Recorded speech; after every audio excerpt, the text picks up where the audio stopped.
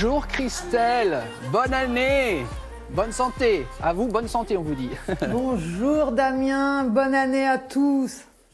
Bonne année à tous ceux sur le plateau qui, depuis des années, on passe le premier ensemble. Eh bien regardez, ce matin, d'une certaine manière, on le passe ensemble puisque vous êtes en direct avec nous. Donc qui dit nouvelle année, dit bonne résolution. Et alors les préoccupations ont évidemment évolué, Christelle, cette année, c'est santé, santé, santé. Absolument, hein. Nous venons de vivre une année très particulière. Nous avons été très marqués par cet épisode sanitaire hors norme.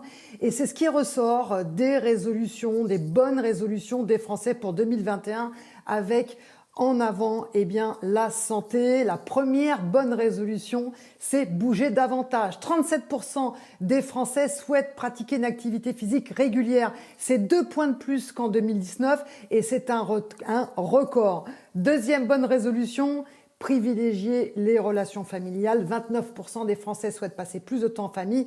Et enfin, troisième bonne résolution des Français, ça c'est aussi une bonne nouvelle, 22% souhaitent avoir une alimentation plus équilibrée, Damien. Alors, on a fait notre petite enquête interne qui ne vaut que ce qu'elle vaut auprès de nos chroniqueurs dans cette émission.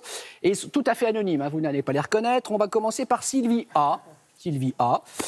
En plus, on a sa photo. Alors, c'est bien pour l'anonymat, c'est génial. Qui souhaiterait savoir quels sont les exercices les plus efficaces pour perdre du ventre, Christelle?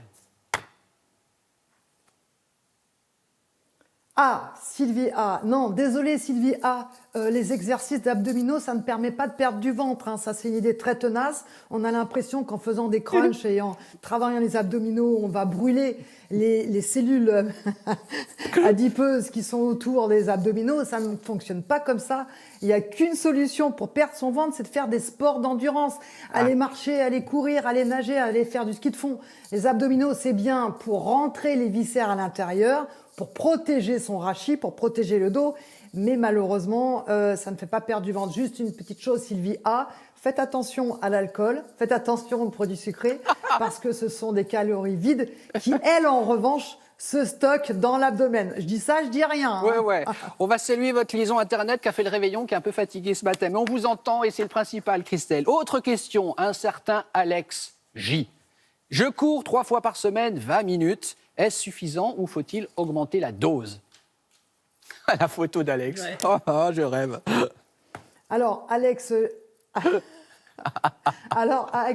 J, je ne sais pas. Mais en général, j'ai l'expérience des enquêtes qui montrent que les gens, en déclaratif, ils mettent toujours un peu plus de temps et un peu plus de séances. Vous voyez, alors peut-être que ces 3 séances de 20 minutes, en fait, pour Alex J, c'est peut-être 2 séances de 20 minutes. En tout cas, Alex J, pourquoi pas pousser un peu plus le moteur? Si vous faites 20 minutes 2 ou 3 fois par semaine, faites un peu plus parce que sinon vous êtes dans votre zone de confort. Ouais. Votre cœur, vos poumons sont tranquilles. Ils savent qu'ils vont pas avoir à faire plus que le petit train-train quotidien. Non, il faut aller un peu plus haut pour s'adapter, pour adapter votre système cardiovasculaire et pour progresser. Donc 5 minutes de plus régulièrement pour arriver, pourquoi pas, à 20, 30, enfin à 25, 30, 35 minutes et 45 minutes. Sans oublier, Alex J, un peu de musculation quand même, parce que c'est important de ne pas travailler que l'endurance. Bon. On sait qu'à partir d'un certain âge, c'est bon de développer un peu ses muscles, parce que les muscles sont protecteurs pour la santé.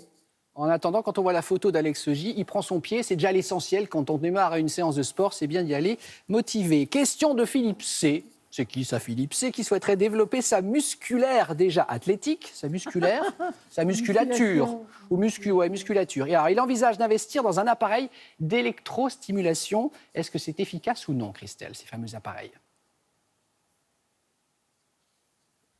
Non, hein, mauvaise nouvelle, Philippe C, il va falloir trouver autre chose pour essayer de se muscler. Rester sur son canapé avec les électrodes, ça ne fonctionne pas. Pourquoi? Parce que c'est intéressant pour développer certaines fibres musculaires après un traumatisme tendineux, articulaire, pour des sportifs de haut niveau ou après une hémiplégie quand on peut vraiment plus bouger.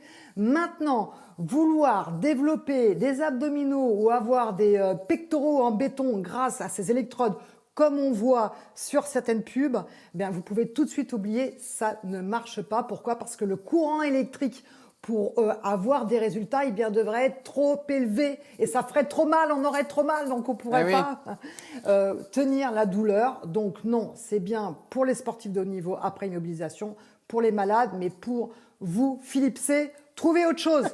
Bon, Christelle B, je vous remercie.